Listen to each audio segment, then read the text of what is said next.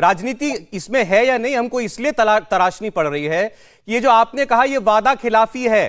क्या वादा किया गया था किसानों से? क्या वादा किया गया था कि एमएसपी पर कानूनी गारंटी का कानून बनाएंगे? मुझे 4 लोग मिले, चारों ने एक बात कही कि हमसे कोई वादा नहीं, सरकार ने कोई वादा नहीं किया।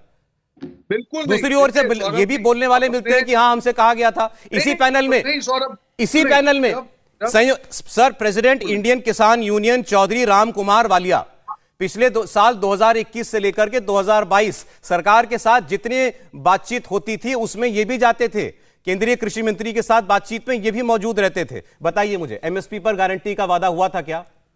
देखिए, ऐसा था कि जब ये आंदोलन चल रहा था, मैं खुद भी आंदोलनकारियों के बीच में गया था।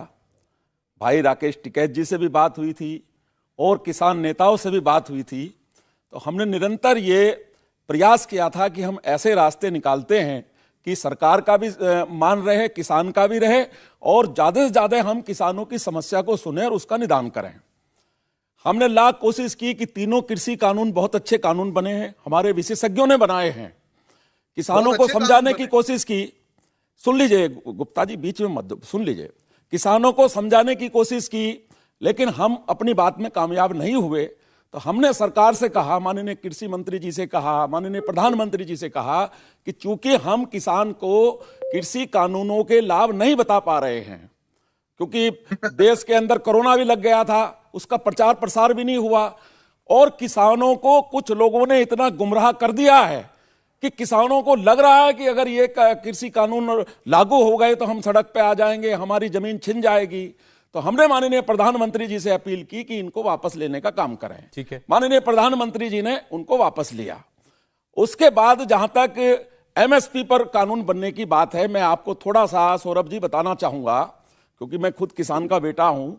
जब सरकार कोई समर्थन मूल्य घोषित करती है तो वो एक तरह का कानूनी होता है।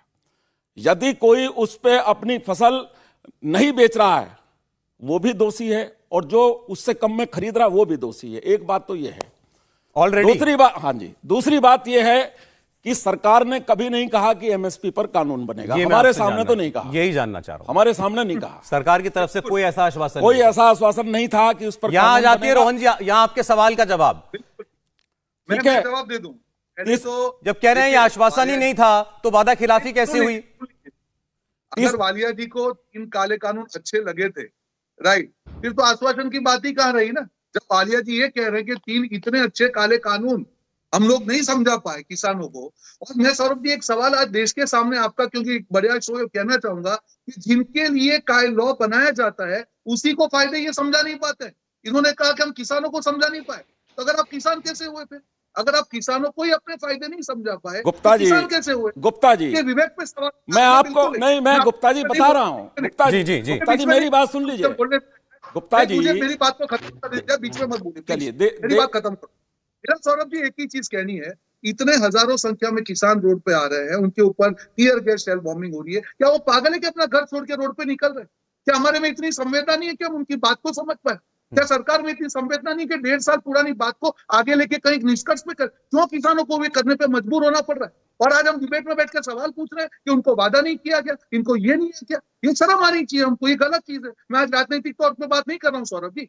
हमको संवेदनहीन नहीं होना चाहिए, हमको संवेदनशील होना चाहिए। और जो सरकारी गारंटी की बात करिए, उसके शासन में किसानों को दूसरी बार रोड पे आना पड़ रहा है, उनके लिए शर्म की बात है। आपने आज वादा कर दिया कि हम, और आज आपने ऐलान कर दिया कि आप लोग सत्ता में आए तो आप ये एमएसपी का कानून बना देंगे।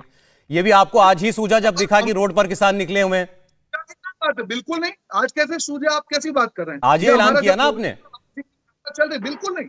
हमको जब लगा, हमने तब भी, जब किसान आंदोलन की बात चल रही थी तब भी हमारी यही डिमांड थी कि 3 काले कानून वापस हो और एमएसपी का बोल बने। आज हमको जब लगता है कि जब भारत जोड़ो यात्रा में हमको किसानों के बारे में कुछ कॉन्क्रीट करना चाहिए, उसमें आज दिन सूझने की कौन सी बात है? हम तो डे 1 से 3 काले कानून का विरोध कर रहे थे। हम तो डे 1 से कह रहे हैं सरकार को, आप जो वादे किए 1.5 साल से उसको पूरा कीजिए। राहुल गांधी जी ने कम से कम 10 बार 1.5 साल में कहा है कि आपके वादे अभी तक क्यों पूरे नहीं कर रहे हैं। ये तो सरकार को समझना है। अगर सरकार संवेदनशील, इसके पीछे का पूरा गणित, वित्तीय गणित आपने समझ लिया है ना। जो आपने वादा किया है ये फीजिबल है, कितना इसके लिए कितना रुपया लगेगा, कैसे होगा, सब आप लोग कर चुके हैं ना इसके पीछे मैथ्स। मैं आपको एक लाइन में समझा देता हूं। जो 11 लाख करोड़ अपने सूट बूट के साथियों के माफ किए थे, अगर उसमें से थोड़ी सी भी पैसे यहाँ पे ले आएंगे तो आपके सामने गणित विज्ञान सब कुछ आपके सामने है।